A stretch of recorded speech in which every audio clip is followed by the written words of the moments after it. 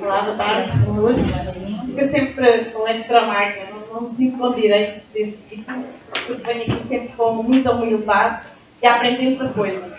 E então, quando me convidam para vir aqui, venho sempre com muito gosto. Obrigada à Albertinha, ao Mário, ao Carlinhos, que não está aqui, mas está bem, está formado, está ótimo. E é um prazer estar aqui, sem dúvida. Mais uma vez, palestra máquina, acho que não mereço, mas vou fazer o meu melhor para apresentar aqui umas coisas um bocadinho diferentes. Então, vim falar sobre o que eu faço: recuperação dos recursos em tratamento residual, e já faço isto há algum tempo. Trabalho muito com companhias de água no Reino Unido, e a realidade lá é diferente, não é melhor nem é pior, porque todos já há limitações. E então as diferenças lá é que a nossa infraestrutura é velha, não é? Enquanto vocês aqui têm infraestrutura muito boa em cidades e fazem a recuperação de recursos e tudo funciona muito bem, enquanto nas zonas rurais há ainda falta de saneamento. Em Inglaterra o saneamento chega aos 95%, 96%, portanto a população está bem servida de saneamento, mas há muitos sítios em que a sewer network tem 100 anos. A Caveira de Sleitos tem 100 anos. Isso, para inovar, faz o processo muito complicado. Principalmente quando há filtro percolador, tem 100 anos e continua a funcionar. E então, do ponto de vista das companhias de água, eles perguntam: eu vou inovar, vou recuperar recursos numa estação de tratamento de água que continua a funcionar bem? Porquê? E então é quando se entra o discurso da sustentabilidade e porque podemos fazer as coisas diferentes.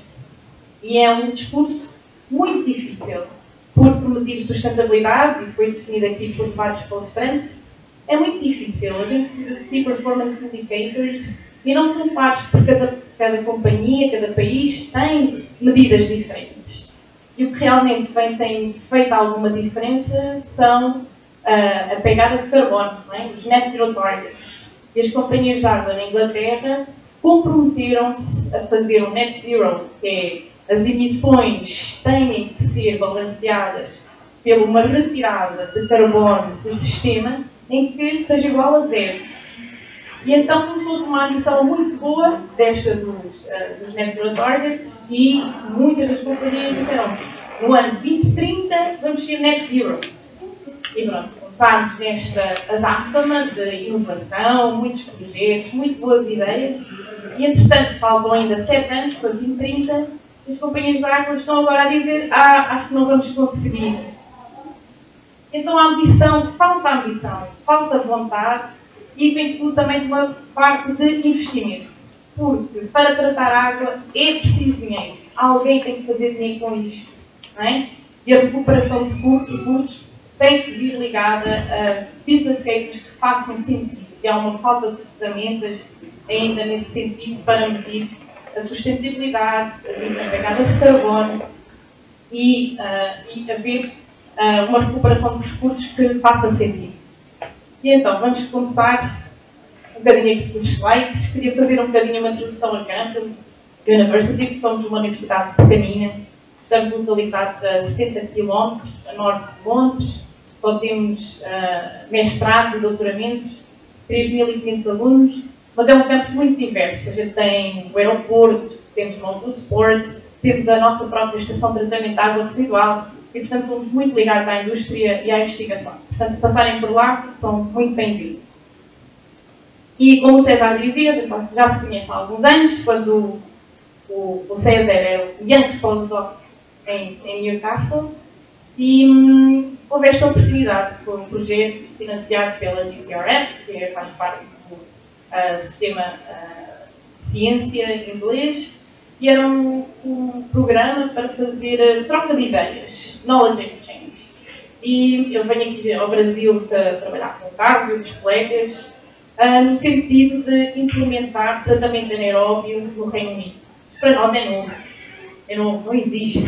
A gente tem umas quantas demonstrations scale plans, mas é um tratamento novo e a gente tem muito que aprender da vossa experiência. E então, dentro do programa de GCRF, havia esta oportunidade de troca de ideias E a recuperação de recursos ligados ao tratamento anaeróbio foi algo que nos interessava bastante aos dois. Eu e o César escrevemos o projeto em uns diazinhos, não foi, César? E ganhamos o projeto. E então, depois, entretanto, houve a pandemia, mas esta minha apresentação está ligada com este projeto, em que entram também colegas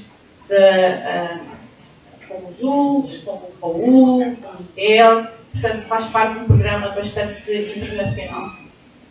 E então, este sentido de recuperação de recursos, como também já aqui foi dito, faz todo o sentido, não é? A gente vive numa economia linear, em que usa deita fora, isto não é viável, acho que toda a gente sabe disso.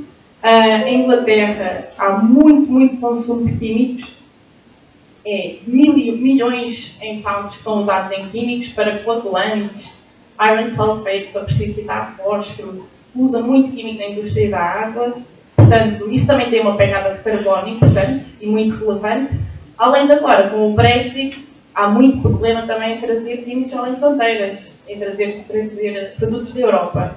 Portanto, ser sustentável e reusar os próprios químicos dentro da localidade é muito importante.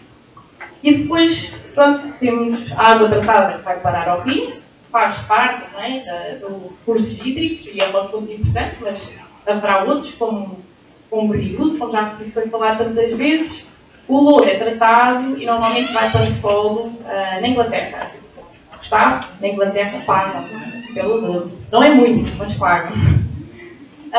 Mas há problemas com o lodo para terreno agrícola, porque há PFAS, há microplastics, e o pessoal está muito preocupado, as companhias de água estão muito preocupadas de um momento para o outro, que vai haver um jornalista que vai pôr uma notícia espetacular no Sunday Times e vai dizer as companhias de água estão a poluir e a contaminar tudo com PFAS e tudo com microplástico. E é verdade, não é? O lodo tem esses compostos. E então há uma fugida de volta à investigação da pyrolysis and gasification, portanto, processos térmicos de tratamento do lodo. Se vai acontecer ou não sei, porque é muito caro. E atualmente não há incineradoras no Reino Unido. Há quem diga que há muita capacidade na Holanda e na Alemanha, pode ser que a gente comece a lá a mandar o lodo, mas mais uma vez não faz sentido mandar o lodo daquelas distâncias para ser tratado. Portanto, a gente precisa de soluções locais e de medidas que façam sentido. De um modo global, não só de pensar num stream e numa parte do tratamento. E pronto, esta parte do Resource Recovery, Circular Economy, faz muito sentido. E para mim, uma das razões que eu gosto mais de estar por trás do Circular Economy é criar postos de trabalho. Enriquecer um país. Não só treinar pessoas, mas dar uma nova dinâmica ao país, ser sustentável. Há muitas companhias hoje em dia, quando trabalham com outras, fazem procurement, etc., as outras companhias têm que provar que são sustentáveis. Esses critérios ainda não estão definidos, estão ainda a ser definidos, mas é importante demonstrar que vão ser sustentáveis. E, portanto, esta parte do recycle, reuse, recover, temos que pensar nisto de uma forma mais diferente e mais eficiente. E isto também está alinhado com o Sustainable Development Goals, etc. Não vou perder aqui muito tempo com isto, isto já foi falado em excesso até. E o que é que podemos recuperar da água residual? Tudo. Energia, água, químicos. Tenho uma colega na Holanda, a Alemanha, que faz aquelas lantejoulas muito bonitas do alginato recuperado do lodo granular, dos SBRs. Outro colega que trabalha com uma empresa de cosméticos, a Naif, e eles usam o calcite recuperado da água também, do tratamento de água, para fazer cosméticos. A gente tem imaginação, temos tecnologia para fazer tudo. Cerveja, água recuperada. Por que não? Porque não? Nós somos os próximos a limitar as nossas próprias barreiras. E então há de tudo, desde biocomposites, em que se mistura a celulose com polímeros biológicos, um material muito duradouro e que tem bastante futuro, Portanto, as possibilidades e a tecnologia está lá, não é isso que nos está a impedir. E na União Europeia há muitos projetos europeus dedicados à circular economy, portanto não há falta de produtos, ideias e tecnologias. A maior parte delas ainda a escala pequena, demonstration scale, pilot scale, porque depois há aquela gap, não é? Em que há investimento research, há investimento de fundos públicos e depois tem que haver startups, tem que haver companhias, investimento privado que leva aquilo depois mais longe. E essa parte de investidores, de entrepreneurship, ainda falta e precisamos de mais gente a apostar nisto. E o problema é a incerteza, não é? É uma área que vale a pena investir, está? Não sei, esperemos que sim, mas não é fácil. E então, voltando aqui ao ASP. E então, o ASP, grande fã, uma das razões, não consome energia, produz energia. E esta é a grande diferença. Por outro lado, o ASP não produz lodo. Vocês imaginam uma pequena estação de tratamento de água em que vai lá 5, 6 caminhões de lodo por dia. Tem veículo gestor, tem que ser transportados, tem emissão de carbono. E então, no ASP, o lodo é retirado, e tenho aqui uma fotografia do ASP da Demonstration Scale que temos na Escócia, 18 metros cúbicos. Foi a Juliana que operou lá na Escócia, uma colega brasileira que trabalha com o Carlos, e nós tiramos o lodo deste reator a cada 3, 4 meses. Comparado com um lodo ativado, saía 4, 5 caminhões por dia. Isso faz muita diferença. Portanto, não é só a parte energética, é a parte do lodo que também faz muita diferença. Mas tem uma limitação, que é a qualidade do effluent. Isto aqui tem sido uma batalha para nós, porque lá na Inglaterra pensa, ok, o ASP vem substituir um lodo ativado. Não faz a mesma coisa. E então, a qualidade do effluent é muito boa, porque o COD continua a ser 50, é um COD de 20, de 10. E então, temos que ainda aqui educar a própria indústria, para eles perceberem que tem que haver um pós-tratamento. E mais uma vez, no Brasil, tem um monte de opções que estão a ser investigadas, incluindo os filtros percoladores, sapos, lamas ativadas, mas a gente quer fugir dessa parte do arejamento. Queremos fazer outras coisas em que não sejamos dependentes do arejamento. Então vou apresentar um bocadinho mais quais são essas opções. E então, o tratamento anaeróbio favorece a recuperação dos recursos. Portanto, temos o effluent, podemos recuperar, temos o biogás, e temos o lodo, que podemos também produzir energia ou podemos pôr em solo. Portanto, uma das coisas muito engraçadas que também acontece no ar é que não toca nos nutrientes. Quando muito há uma hidrólise e a amónia e o fósforo são ainda libertados para o effluent, o que dá uma mais-valia para haver uma recuperação desses nutrientes e não tentar produzir nitrogênio diretamente, e podemos fazer isso de várias formas. Portanto, tem muitas vantagens. E então, neste projeto do GCRF, com o César e também com um aluno de mestrado, o Eric, fizemos um estudo engraçado, em que tentámos perceber um bocadinho quais são as limitações da recuperação por recursos e possíveis soluções em relação à recuperação dos recursos com o ASP, para ser aplicado aqui no Brasil, mas em qualquer país do mundo, porque os nossos problemas são todos semelhantes. E então, desenvolvemos vários cenários, mas a parte mais engraçada que fizemos foi relacionada com o stakeholder engagement. E então, desenvolvemos um questionário que mandámos a experts. Isto não foi um public survey, foi um expert survey, em que o César ajudou-nos também a distribuir, e fizemos um questionário de mais ou menos 20 minutos. E nesse questionário perguntámos quem era a pessoa, quantos anos de experiência, localização geográfica, para perceber um bocadinho do contexto, do background desse expert. Perguntámos depois qual era o estado atual da recuperação dos recursos na sua utilização, o que é que achava, quais são os desafios associados à promoção da recuperação e à reutilização dos recursos e quais podiam ser as possíveis soluções para mudar essa realidade. E então fizemos essas perguntas a pessoas em companhias de água, em municipalidades, pessoas ligadas à regulamentação, NGOs, académicos e consultants. No total tivemos 29 respostas, que queríamos conseguir um bocadinho mais, mas na totalidade responderam ao questionário, responderam 29 pessoas. Isto aconteceu também na altura da pandemia, que estava tudo um bocado saturado de e-mails, mas esperemos talvez até retomar este questionário para aumentar o número de pessoas que responderam. Mas seja como for, acho que a distribuição das pessoas que responderam ao questionário foi muito diversa.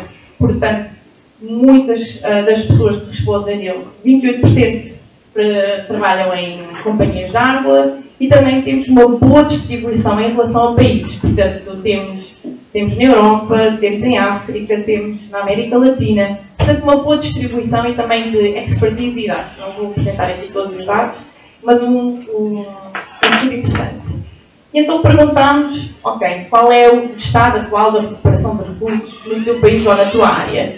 E então a maior parte das pessoas realmente disseram que havia alguma produção, algum reuso de água na agricultura, mas muito baixo, e também produção de eletricidade ou calor pelo biogás, e ali a parte do lodo surpreendeu um bocadinho, a maior parte do lodo até ia para landfill e não ser aplicado em terreno agrícola. Portanto, uma recuperação dos recursos, diria um bocadinho normal, mas bastante limitada. E perguntamos às pessoas também quais seriam os challenges, quais são os problemas com a recuperação dos recursos. E uma das coisas que foi bastante clara foi a falta de financiamento. Mais uma vez, a gente não pode deixar a parte económica do lado. Temos que ir lado a lado, trabalhar com quem investe, trabalhar com quem realmente pode fazer diferença na implementação. E a falta de financiamento ou também a falta de pessoal qualificado também muito, porque não é um operador normal, no sentido em que está habituado a lidar com a Activate Sludge ou com AIS, que vai fazer toda a recuperação dos recursos. Portanto, também tem que haver um investimento da parte das companhias de água para treinar pessoal. E então, a outra parte também foi a falta de habilidade de regulamentação. Porque isso cria incerteza, porque as pessoas, quer dizer, vão investir num processo e depois vão dizer, ok, vou recuperar a estrovita. E depois, entretanto, vem lá o governo local e diz, oh, amigo, tu não podes sair daqui com esta estrovita, porque isto é um resíduo, não é um produto. Ou seja, também é muito importante trabalhar para a par com quem faz a legislação. E já aqui foi falado na parte de reuso, não é fácil, não é uma conversa fácil, porque eles fazem política, não fazem ciência, não é? E nem sempre estão dispostos a ouvir. E então perguntámos também qual seria a saída ou os recursos que poderiam ser recuperados para diferentes cenários. Portanto, desenvolvemos cenários para tratamento rural com 100 habitantes, um tratamento rural com até 1000 habitantes, um tratamento urbano com 10.000 habitantes e depois uma comunidade maior com 100.000 habitantes. E paramos nos 100.000 habitantes, porque reconhecemos que será nas edges rurais onde há possibilidade de fazer maior impacto com a recuperação dos recursos, porque são ainda as localidades que há muita pouca infraestrutura. Portanto, se é para desenvolver, para construir alguma coisa nessas localidades, vamos passar à frente, não é? Não vamos construir, como na Inglaterra, a tecnologia que tem 100 anos. A gente quer construir as tecnologias que são válidas daqui a 50 anos, não é? Não vamos voltar para trás, vamos olhar para a frente. E então, atendendo a estes cenários, as pessoas responderam como veriam o valor dos recursos recuperados e realmente continuamos com a parte de efluente tratado como tendo um grande interesse dos respondentes. Portanto, há muita coisa a fazer neste sentido. E então perguntámos também como vamos promover a recuperação dos recursos. E esta pergunta é muito difícil. Tínhamos várias perguntas neste sentido, mas as pessoas responderam de uma forma clara.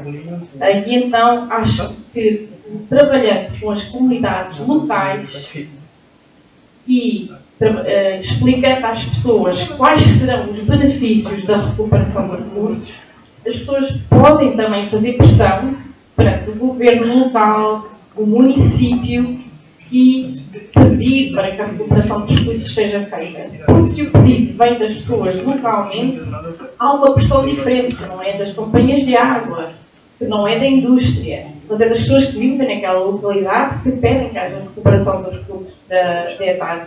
E então será um bom princípio para começar. E depois, a partir daí, se calhar, vem a regulamentação, vem o investimento. Mas a gente vê hoje em dia com climate change e a pressão vem do público em geral, para que haja mudanças, para que os governos tomem medidas e haja ação. E então, um princípio que se parta da pressão popular tem muito impacto. E então, trabalhar com a população será uma boa forma de começar. E então, produzimos um número de recomendações, envolvemos stakeholders, usar palavras positivas em relação à comunidade, muito importante, e estabelecer depois as frameworks e quais serão as melhores tecnologias. E também olhamos para os quais poderiam ser as tecnologias a implementar. Fizemos um trabalho de modelagem e um trabalho de balanços máximos de energia, e então para uma comunidade pequena, para as micros and small communities, portanto o reator nuclear poderá ser acompanhado com polishing ponds, com lodo sanitário, depois de sanitários ser emprego para a agricultura, o biogás ser recuperado para cooking e aquecer água, portanto, para uso local. A gente lá na Inglaterra brinca, dizemos que o biogás vamos comprimir, vamos pôr umas garrafas e vamos dar ao pessoal para fazerem barbecues, etc. Por que não? Por que não? É uma boa maneira de fazer customer engagement. Mas a gente temos que pensar de uma forma criativa. Nem sempre o biogás tem que ser posto num pipe e ser distribuído. Não é? Podemos pensar, e há também micro CHP engines, e há muitas outras tecnologias que estão a ser desenvolvidas. Portanto, há muitas possibilidades. Para então uma medium and large scale community, portanto, podemos pensar também em recuperar água, mas já para outros reusos. E um que me interessa muito é fertigation. E foi uma coisa que foi aqui falada bastante, foi uma parte que eu aprendi muito aqui deste seminário. E a fertigation, na Inglaterra não se fala muito, e na Europa faz-se, na Espanha talvez, um bocadinho, mas é uma coisa que a europeia está bastante resistente. A legislação ainda continua a não ser clara, mas faz todo o sentido. Assim não temos que retirar os nutrientes da água para depois o agricultor voltar a comprar químicos e fertilizantes para pôr no solo. Ou seja, nós estamos a retirar os nutrientes para depois eles voltarem a pôr. Isso não faz sentido nenhum. E então, a fertigation realmente acho que tem muita relevância, mas é só necessário alguma parte do ano, não é? Nós não irrigamos todo o ano. E então o que é que fazemos quando a água não pode ir para o solo? O Luciano dizia ontem, vamos pôr num aquífero e vamos deixar lá a água com os nutrientes num aquífero subterrâneo e depois, quando for preciso, retiramos e reutilizamos. Eu não sei, não tenho resposta. Portanto, deixo já aqui em aberto para discutirmos mais tarde. Mas acho uma proposition bastante interessante. Ou então podemos retirar os nutrientes do efluente tratado de uma forma diferente. E em Cranfield trabalhamos muito com leite de troca iónica, zeolites, para retirar a amónia de uma forma específica, e temos trabalhado com efluente anaeróbio, antes de membrana, depois de membrana. A membrana retira todos os sólidos e algum do COD e BOD, portanto tem alguma vantagem. E o leite de troca iónica permite-nos, então, recuperar a amónia, o que também tem um imenso benefício, porque não estamos a pôr a amónia, converter nitrification de nitrification em azoto, para depois pôr na atmosfera, depois do Haber-Bosch process, vem outra vez sintetizar a amónia para dar aos agricultores e começamos todo o ciclo. Isto é muitos kWh por metro cúbico. Mais uma vez, se recuperarmos a amónia, evitarmos a nitrificação da nitrificação, também evitamos muitas emissões de nitrous oxide, que é um greenhouse gas muito poderoso e que temos muita dificuldade em controlar. E então, com a combinação do leite de troca iónica e com hollow fiber membrane contactors, podemos recuperar e concentrar amónia até 1000 mg por litro. Podemos depois usar a hollow fiber membrane contactor e concentrar a amónia para recuperar uma solução com 25 gramas por litro. O que é que a gente faz com esta amónia? Vamos fazer muita coisa. Juntamente com os colegas da Bélgica, produzimos proteína, só para demonstrar que seria possível produzir proteína.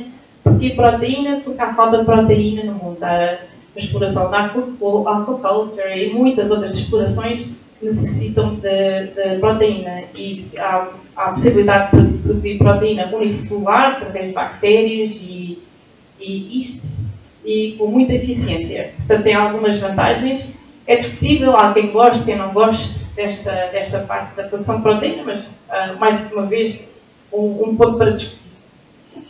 Em relação ao fósforo, podemos também usar um leite troca iónica, desta vez usando um material diferente que tem nanopartículas de ferro, e então removemos seletivamente o fósforo da água residual e precipitamos o fósforo como cálcio fosfato. O fósforo tem uma concentração, o cálcio fosfato é muito puro, com muito poucas impurezas, da mesma maneira que já estudámos a solução da amónia concentrada, que também é bastante puro. E mais uma vez, pode aderir mercados para doar, vender. Há quem diga que sim, que há um mercado de pessoas que vai apostar pela sustentabilidade e pode até pagar um bocadinho mais pelos fertilizantes para crescer os legumes, os tomates, as cebolas no seu jardinzinho e que quer usar fertilizantes sustentáveis. Talvez até de uma maneira mais industrial, quem sabe até mais tarde. Ou então podemos usar um processo biológico. Eu estou a trabalhar há algum tempo em que estamos a olhar a produção de estrovita com bactérias. Portanto, isto é uma propriedade que bactérias têm, estão espalhadas no meio ambiente e estas bactérias têm a habilidade de concentrar os nutrientes dentro das células ou ao redor das células para precipitar cristais. E um que tenho estudado bastante é estrovita. Estas bactérias não se encontram em água residual, portanto têm havido alguns challenges à volta de desenvolver um processo viável para a produção de bioestrovita. E então liguei para uma companhia baseada nos Estados Unidos, chamada MicroV. Eles faziam um biocatalista em que tem as bactérias vivas, ativas, dentro deste biocatalista e conseguimos produzir a estrovita de uma forma, de uma pilot, de uma forma muito eficiente e a remover praticamente todo o fósforo. E então, fósforo, uma concentração inicial entre 60 mg por litro, conseguimos obter uma concentração de 2 mg por litro e recuperar todo o fósforo. Portanto, um processo até bastante interessante. Mas há mais. Então passamos das zonas rurais para o espaço. Alguém tem uma ideia porquê? Não? Portanto, vocês como sabem, a NASA, a European Space Agency, estão a desenvolver programas em que querem pôr humanos, pessoas a viver em Marte e na Lua. Como é que isso é possível?